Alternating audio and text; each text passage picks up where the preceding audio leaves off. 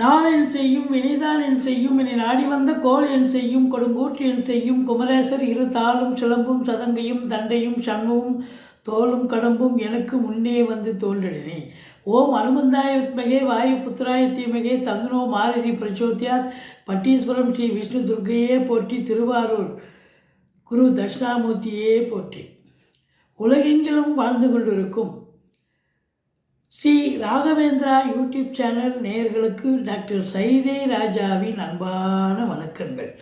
நாம் இப்பொழுது இந்த எபிசோடில் ஒரு வித்தியாசமான தலைப்பை நம்ம சொல்ல போகிறோங்க. அதாவது புத்தாண்டு பிறக்க போகிறது, உங்கள் இல்லங்களிலும் உங்கள் உள்ளங்களிலும் மகிழ்ச்சி பொங்க போகிறது. ஆங்கில புத்தாண்டு வாழ்த்துக்கள் என்று சொல்கிறோம். 2026 ஆங்கில புத்தாண்டு எப்படி இருக்க போகுது? சென்ற ஆண்டு ஏதோ நல்லது பண்ணோம், வேலை கிடைக்கும், தொழில் நல்லா விருத்தி ஆகும், வீடு கட்டுவோம், பிள்ளைங்கள் நல்லா படிப்பாங்க அப்படின்னு பல கோரிக்கைகள் இருந்தது. பல விஷயங்களை எதிர்பார்த்து காத்திருந்தது தான் மிச்சம், விழிப்பெதுங்கியது தான் மிச்சம். ஆனால் இந்த ஆண்டாவது நல்லது நடக்குமா? விடியல் நமக்கு விடியுமா? வேலைவாய்ப்பு படித்து முடித்த இளைஞர்களுக்கு வேலைவாய்ப்பு தேடி காத்திருக்கிறவங்களுக்கு வேலைவாய்ப்பு கிடைக்குமா? வீடு கட்டுவோமா? கார் வாங்குவோமா? இப்படி பல கனவுகளுடன் கற்பனைகளுடன் நீங்கள் இந்த ஆண்டை வரவேற்க காத்திருக்கிறீர்கள். உங்கள் உள்ளங்களிலும் இல்லங்களிலும் மகிழ்ச்சி பொங்க எல்லாம் வல்ல ஸ்ரீ ராகவேந்திரரை வேண்டி இந்த புத்தாண்டு பலன்களை நாம் சொல்ல இருக்கிறோம். எல்லாரும் எல்லா வளமும் கிடைக்க ஆண்டவன் அருள் புரியட்டும். இந்த 2026 கூட்டுத்தொகை பார்த்தீங்கன்னா 1 வருகிறது, நம்பர் 1. அப்போது இந்த ஆங்கில புத்தாண்டு 2026 நிச்சயமாக 2025 காட்டிலும் 26 மிக மிக நல்ல பலன்களை பெறப்போகிறீர்கள், சாதிக்கப் போகிறீர்கள். ஒரு சிலர் சரித்திரம் படைக்கப் போகிறீர்கள் என்று சொல்லலாம். உங்களுடைய தேடல்கள் வசப்படும். அடுத்த முயற்சிக்கு நீங்கள் காத்திருக்கிறீங்க. அந்த அடுத்த முயற்சியை இலக்கை நோக்கி நீங்கள் பயணம் பண்ணக்கூடிய அமைப்பு நிச்சயமாக இந்த ஆண்டு அமையும் என்று நம்பலாம். இந்த ஆண்டு கிரகங்களை வைத்துத்தான் நாம் பலன்களை சொல்ல முடியும். வருட பலன்கள் அப்படின்னு பார்க்கும்பொழுது சனி பகவான் பொறுத்தவரையிலையும் மீனத்தில் தான் இந்த ஆண்டு முழுவதும் இருக்கிறார். குரு பகவான் இந்த 2026 அப்படின்னு பார்த்தீங்கன்னு சொன்னால் முதல் மே மாதம் வரைக்கும் மிதுனத்தில் இருக்கிறார். ஜூன் 2ஆம் தேதி முதல் அக்டோபர் 14ஆம் தேதி வரைக்கும் கடகத்தில் உச்சநிலை பெறுகிறார். அது 2வது நிலை. 3வதாக குரு அதிசாரம் பெற்று அக்டோபர் 15 முதல் டிசம்பர் கடைசி 31 வரைக்கும் பார்த்தீங்கன்னா சிம்மம் சென்று பலனை தர இருக்கிறார். அப்போது குருவனுடைய நிலைப்பாடு 3 ராசிகளில் இந்த 2026 பயணம். ராகு கேதுக்கள் எடுத்துக்கொண்டீர்கள் என்று சொன்னால், அதாவது டிசம்பர் முதல் வாரம் தாங்க ராகு கேது பயிற்சி இருக்குது. அப்போ மேக்சிமம் பார்த்தீங்கன்னா ராகு கேது இந்த ஆண்டு அங்கனே தான். கும்பத்தில் ராகு தான், சிம்மத்தில் கேது தான். இந்த டிசம்பர் முதல் வாரம் தான் உங்களுக்கு ராகு கேது பயிற்சி. அது ஒன்றும் பெரிய நாட்கள்னு சொல்கிறதுக்கு இல்லை. அப்போ அதிகபட்சமாக ராகு கேது இந்த ஆண்டு முழுவதும் அங்கே பயிற்சிகள் இல்லை, சொல்லியாச்சு. இப்போது இந்த பலன்கள் எப்படி நடக்கும், பொது பலன்கள் எப்படி இருக்கும், அதுதான் உங்களுடைய எதிர்பார்ப்பு. சார் கடந்த ஆண்டு நாங்கள் நொந்து நூடுல்ஸ் ஆகிட்டோம் சார், இந்த ஆண்டாவது நல்லா இருக்குமா சார் அப்படின்னு 12 ராசி அன்பர்களும் எதிர்பார்த்து காத்துக்கிட்டு இருக்கிறீங்க. குரு பகவான் உச்சமடைகிறார். எப்பவுமே குரு உச்சம் அப்படின்னு சொன்னால் இருக்கிற கிரகங்களிலேயே சுபக்கோள் குரு தான். அப்போ குரு உச்சமடைகிறார் என்று சொன்னால் 12 ராசிகளுக்கும் அதிகப்படியான நன்மைகள் தான் நடக்கப் போகிறது சென்ற ஆண்டை காட்டிலும் அப்படின்னு உறுதியாக எடுத்துக்கொள்ளலாம். இதை பொறுத்தவரையிலையும் பார்த்தீங்கன்னா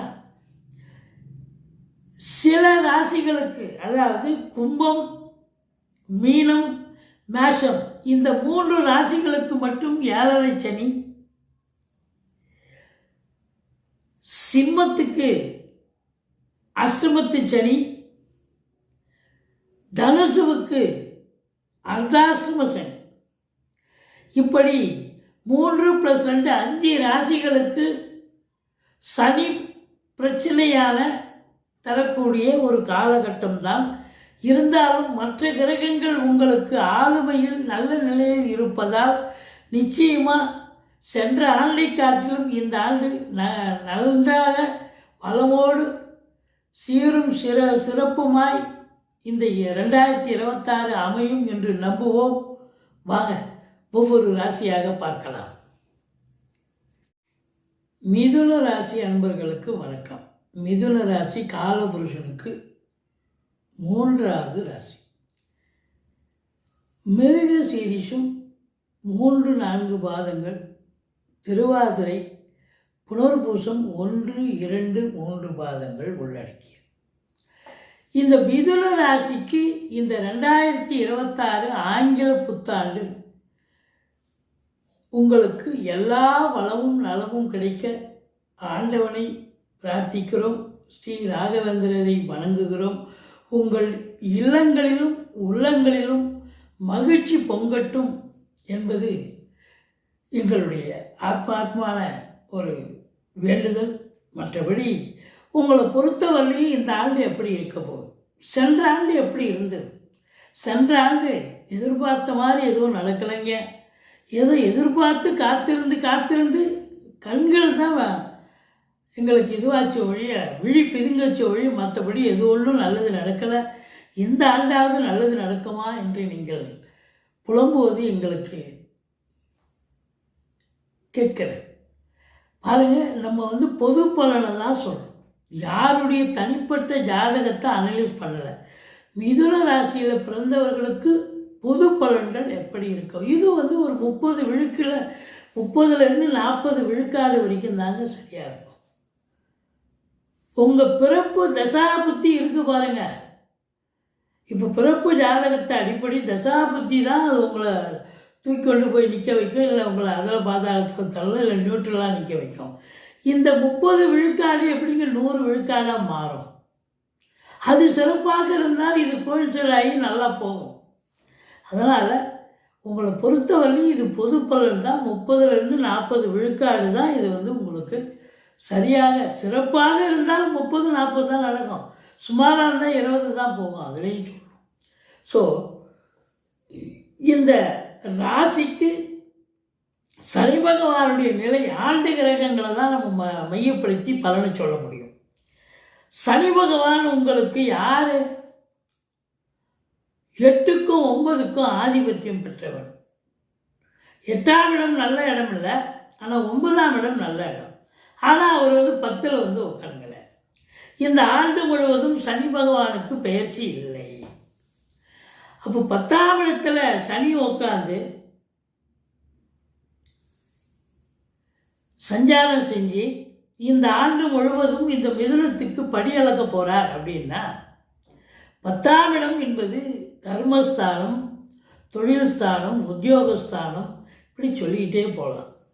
யாரெல்லாம் புதுசாக தொழில் துவங்கணும்னு நினைக்கிறவங்க தாராளமாக தொழில் துவங்கலாம். ரொம்ப சிறப்பாக போகும், அற்புதமாக செல்லும். சில பேர் வேலையில் இருக்கிறவங்க ரிசைன்மெண்ட்டோட சில பேர் அதில் தொழில் பண்ணுறதுக்கு ஆர்வமாக வருவாங்க. அந்தளவுக்கு ஒரு சிலருக்கு இது சாத்தியமாக போகிறது. இன்னும் அதிகப்படியான ஒரு உழைப்பு இருக்குங்க. மேலாண்மைக்கு எல்லாம் வேலை பார்க்க முடியாது. கேட்குற இடத்துல கடன் கிடைச்சிதுன்னா அந்த கடனை வாங்கி தொழிலை விரிவாக்கம் பண்ணுங்கள். தொழிலை இன்னொரு பிரான்ச்சு கூட ஆரம்பிக்கலாம். இல்லை தொழிலை வளர்ச்சி பண்ணுங்கள். நிறைய கமாடிட்டி வாங்கி அடுக்கி வைங்க, ஷோ பண்ணுங்கள். அப்போ தான் வர்ற கஸ்டமருக்கு அதை பார்வை, அது எதுவுமே பார்வை அப்படின்னு ஒன்று இருக்கணும் இல்லையா? அது அவங்க பார்க்கும்பொழுது கொஞ்சம் விசிபிளாக இருந்ததுன்னா நிறைய வாங்க ஆரம்பிப்பாங்க. ஸோ அப்படி நீங்கள் கடையை ஒழுங்குபடுத்தி சீர்படுத்தி அடுக்கி வச்சு பிரம்மாண்டப்படுத்தி நீங்கள் பண்ணிங்கன்னு சொன்னால் பெரும்பாலும் இந்த மிதுனத்தில் இருக்கிறவங்களுக்கு அதிகபட்சமாக பார்த்தீங்கன்னா பிஸ்னஸ் தான், வியாபாரம் தான். ஏன்னா புதனுடைய ஆதிக்கம் வீதாச்சாரத்தில் சொல்கிறோம் நம்ம. அதாவது நான் கவர்மெண்ட்டில் வேலை பார்க்குறேன்னு பின்னாடி கமெண்ட்டில் போடாதீங்க. ஒரு 30-40 விழுக்காடு தான் சர்வீஸ் பண்ணுவாங்க. மீதியெல்லாம் சொந்தமாக தொழில் பண்ணக்கூடியவர்கள் தான். ஏன்னா புதனுடைய ஆதிக்கம் இருக்கிறவங்க சர்வீஸ் பண்ணுறவங்க கூட விஆர்எஸ் வாங்கிட்டோ இல்லை இது பண்ணிட்டோ தொழில் பண்ணணும், இல்லை தொழிலே பண்ணலான்னு வந்துடுவாங்க. சில ஆண்டுகளே திரும்பி வந்துடுவாங்க. அப்படி ஒரு நிலை உங்களுக்கு தொழில் மேலே அதிக பற்று இருக்கும். தொழில் விரிவாக்கம் பண்ணலாம், தொழில் நல்லா சிறப்பாக போகும். ஆனால் இந்த ஆண்டு நல்ல ஒரு வேர்வை சிந்தி உழைக்கணும். ஆனால் நீங்கள் ரொம்ப இதுவாக தான் இருப்பீங்க. கஷ்டப்படக்கூடிய எவ்வளோக்கு எவ்வளோ கஷ்டப்படுறீங்களோ அவ்வளோக்கு எவ்வளோ உங்களுக்கு அனுகூலங்கள் கிடைக்க போகிறது. ஒரு சிலருக்கு டெம்பரரி போஸ்ட்டில் இருப்பாங்க. ஒரு கம்பெனியில் இருக்கலாம், இல்லை கவர்மெண்ட்டில் இருக்கலாம், இல்லை தனியார் துறையில் இருக்கலாம். அவங்களுக்கெல்லாம் ஒரு பர்மனண்ட்டான ஒரு போஸ்டிங் கிடைக்கிறதுக்கு வாய்ப்பு இருக்குது. அது மட்டும் இல்லை, ஒரு சிலர் ஒரு தொழிலை பண்ணிகிட்ருப்பாங்க. அந்த தொழிலில் ஏனோ தானோன்னு ஒரு பிடிமானம் இல்லாமல் இருக்கும். தொழிலை மாற்றி அமைக்கலாங்க, இந்த தொழில் வேண்டாங்க, வேறு தொழிலுக்கு போகலாம் அப்படின்னு தொழிலை மாற்றி அமைக்கிறதோ இல்லை தொழிலில் இடமாற்றம் ஏற்படுவதோ இதெல்லாம் நடக்க போகுது. ஆனால் பாசிட்டிவாக இருக்க போகுது. உங்களை பொறுத்தவரையிலையும் சனி பகவான் நல்லதே செய்வார், ஒன்றும் பயப்படாதீங்க. சம்பாத்தியம் அதிகப்படியான உழைப்பு இருக்க ஒழிய 8 ஹவர் டியூட்டினா 10 ஹவர் 12 ஹவர் வேலை பார்த்து ரொம்ப கஷ்டப்படுவீங்க. ஏன்னா சனி 3ஆம் பார்வையாக 12ஆம் வீட்டை பார்க்குறாரு. 12ஆம் வீட்டை பார்க்குறாருன்னா வேலைக்கு சோறு தண்ணி இல்லாமல், ரெஸ்ட்டு இல்லாமல், அலைச்சலோடு இருந்து நல்லா சம்பாதிக்கக்கூடிய நிலை இருக்கும். தூக்கம் இருக்காது. ஏன்னா 12ஆம் இடம் என்பது அயன சைன போகம். அப்படி அதிகப்படியான இன்புட் இருக்குதுன்னு சொன்னால் அவுட்புட்டு அதிகப்படியாக கிடைக்கத்தான் போகும். சனி பார்வை 3ஆம் இடமா சொன்னால் அடுத்தது 7ஆம் பார்வையாக 4ஆம் இடத்தை பார்க்க போகிறார். இந்த 4ஆம் இடத்தை சனி பார்த்தால் என்ன நடக்கும்? தாய்க்கு தேக ஆரோக்கிய குறைவு ஏற்படும். உங்களுக்கே மருத்துவ செலவு வைக்கும். உங்களுக்கு பிபி சுகர் ஒரு 50 வயசுக்கு மேலே இருக்கிறவங்க அடிக்கடி போயிட்டு லேபில் போயிட்டு டெஸ்ட் பண்ணி நீங்கள் டாக்டரை போய் பார்க்க வேண்டிய சூழ்நிலை ஏற்படும். 4ஆம் இடம் என்பது சுகஸ்தானம். சனி பார்க்கிறார். அதனால் 10ஆம் இடம் வலுத்திருக்குன்னா சுகம் இல்லை. அப்போ இருந்தாலும் ஒரு சில நேரத்தில் உடம்பு படுத்தும் இல்லை. எவ்வளோ தான் உழைக்க முடியும் ஒரு மனுஷன்? அப்போது நீங்கள் மருத்துவமனைக்கு செல்ல வேண்டிய சூழல் ஏற்படும். செலவினங்கள் இருக்கும். வண்டி வாகனங்கள் திடுதுப்புன்னு ரிப்பேர் ஆகும். தாய்க்கு தேக ஆரோக்கிய குறைவு ஏற்பட்டு மருத்துவ செலவுகள் வைக்கும். இப்படி சொல்லணும். மற்றபடி இந்த ராகு கேதுக்கள் அப்படின்னு பார்த்தீங்கன்னா 9ல் ராகு இருக்கிறார். முதல் காலங்கள், அதாவது எப்போ அப்படின்னாக்கா இந்த மிதுனத்தில் குரு இருக்கிற வரைக்கும் ராகு சூப்பராக செயல்படுவார். குரு பார்வையில் இருக்கார். அதுக்கப்புறம் கடகத்துக்கு வந்ததுக்கப்புறம் உங்கள் ராகுவை பார்க்க முடியாது. ஆனால் சிம்மத்துக்கு வந்ததுக்கப்புறம் குரு பார்க்குறார். ஸோ அதிகபட்சமாக குரு பார்வை இருக்குதுங்க. அப்போது ராகுக்கு குரு பார்வை இருந்தால் 9ல் ராகு இருந்தாலும் முதல் ஒரு 5 மாதம் கொஞ்சம் டப்பிங்காக இருக்கும். தந்தைக்கும் உங்களுக்கும் பிரச்சனை. வெளிநாடு போகிறவங்களுக்கு அங்கே ஏதாவது வேலை பார்க்குற இடத்துல தொழில் பண்ணுற இடத்துல ஒரு தொய்வு ஏற்படும். ஆனால் அதுக்கப்புறம் பார்த்தீங்கன்னா நீங்கள் கேட்குற இடத்துல கடன் கிடச்சி நீங்கள் தொழிலை விரிவாக்கம் பண்ணுவீங்க. யாரெல்லாம் வெளிநாடு போய் சம்பாதிக்கணும்னு நினைக்கிறவங்க தாராளமாக சம்பாதிக்கலாம். நல்ல சம்பாத்தியம் சிறப்பாக இருக்கும். அந்நிய பொருளாதாரம் வீடு தேடி வரப்போகிறது. கேது பொறுத்தவரையிலையும் 3ல் இருக்கார். 3ஆம் இடம் சிறப்பு. அதுலேயும் குறிப்பாக அக்டோபர் 15 மேலே குரு கேது காம்பினேஷன் வேறு. ஸோ ரொம்ப அற்புதமாக இருக்க போகிறது.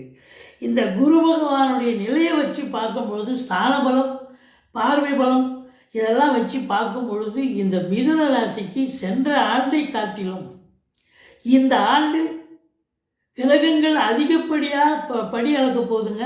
உங்களை காப்பாற்ற போகுதுங்க. நீங்கள் சந்தோஷமாக இருக்க போகிறீங்க. வீடு வாசல் வாங்கணும்னு நினைக்கிறவங்க வாங்க முடியும். பிள்ளைகளை வெளிநாடு அனுப்பி படிக்க வைக்கணும், உயர்கல்வி படிக்க வைக்கணும்னு நினைக்கிறவங்க படிக்க வைக்க முடியும். இல்லை சீர்தணிச்சி, அதாவது திருமணம், பிள்ளைகளுக்கு சுப நிகழ்ச்சிகள் நடத்துறது இன்றைக்கி பெரிய செலவாகி போகுது. ஸோ திருமண செலவு, சுப செலவு, வீட்டில் குடும்பத்தில் எவ்வளோ சுப நிகழ்ச்சிகள் இருக்குது, இதெல்லாம் பண்ணக்கூடிய ஒரு அம்சமும் இருக்குது. இந்த 2ல் குரு உச்சமாக இருக்கப்போ கடகத்தில் இருக்கிற போது இன்னும் சூப்பருங்க. இந்த மிதுன ராசியில் பிறந்த அன்பர்களுக்கு பல புழக்கம் அதிகமாக இருக்கும். தொட்டதெல்லாம் தொடங்க போகிறது. தொழிலில் வளர்ச்சி இருக்கும். வருமானம் 2 மடங்கு வரும்.